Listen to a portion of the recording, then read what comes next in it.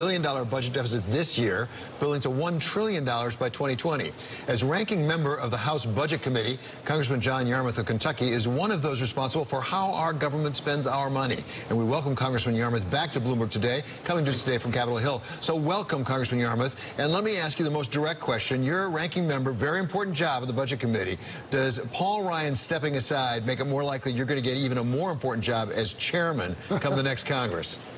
Well, I hope so. I think it's an indicator that our chances are very good to retake the majority. And, you know, I don't know that there's going to be direct cause and effect, but I think it's symptomatic of what we're seeing, and that is an incredible energy for a change in the House of Representatives, I think, and in the Senate as well. A great deal of wind at our backs and a great deal of demoralization on the Republican side. So, you know, I wish Paul well, and I certainly congratulate him for prioritizing his family. You know, I hope that we have the opportunity to choose his successor.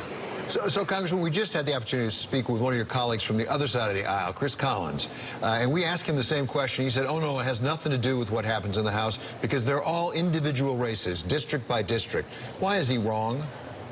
I think he's wrong because I think the #1 issue on the ballot this year is going to be Donald Trump. And that's what I hear from my constituents. That's what I hear all around Kentucky and southern Indiana, where I live. And not live in southern Indiana, but nearby. And so, yes, there's always a local aspect to any election, and it has to do with the personalities and the talents of the candidates. But in terms of issues, this is going to be a referendum on Donald Trump and his behavior.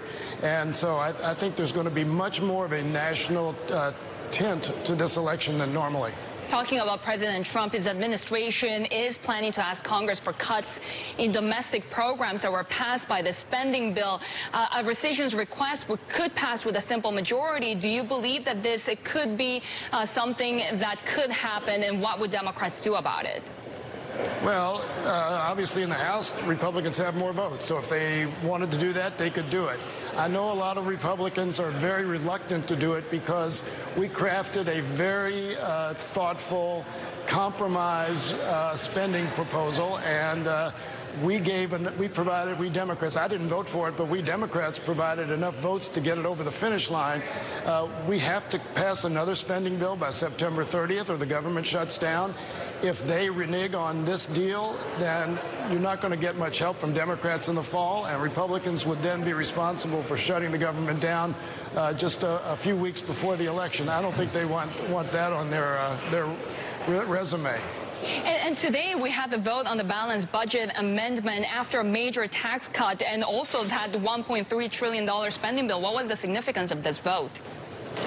Well, this is just a cheap political stunt. You know, I likened it to the Menendez brothers pleading for mercy because they're orphans. And the Republicans passed a tax cut, which the CBO said would increase the national debt by about $2 trillion over the next 10 years. And all of a sudden now they're screaming for a balanced budget. And let me tell you the impact of this potential balanced budget. Right now, if we were forced to have a balanced budget in this year, it would result in $800 billion worth of cuts, which means $800 billion leaves the economy. And you're talking about a 4% of GDP disappearing. It would be devastating economically. It would cost millions of jobs. It would put incredible strain on state and local governments. This constitutional amendment would never pass, primarily for that reason. States understand how devastating it would be to them.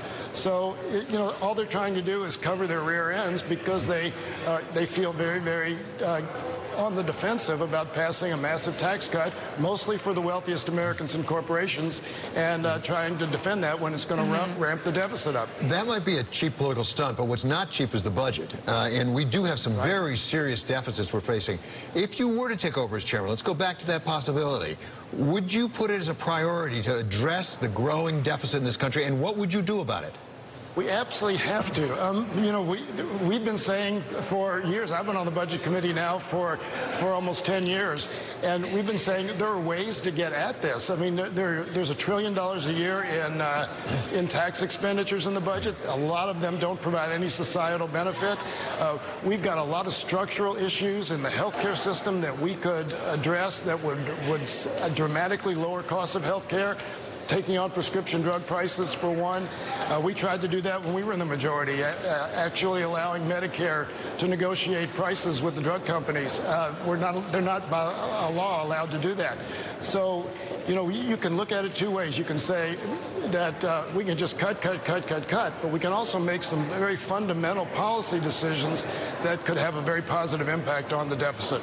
So finally, Congressman, one of the things that people don't talk about, but there's the real secret out there, which is entitlements. I mean, all these deficits we're talking about are really bad. We've got some entitlement deficits coming up that are really going to crush, if not us, our children, our grandchildren. Are Democrats prepared to talk about fundamental reform in entitlements? Well, that's what I've just talked about. Again, there's a cost issue with all of these, with Medicaid and Medicare, which are the two biggest programs that are mandatory spending. The mandatory spending issue is also is basically a question of demographics. I mean, we have an aging population. We have 10,000 seniors turning 65 every day. This is increasing the cost of Medicare. Obviously, the Social Security benefits are increased. We can't do anything about the demographics, so we have to deal with structures. And again, I think there are a lot of things, particularly on the healthcare side, we can do to lower costs.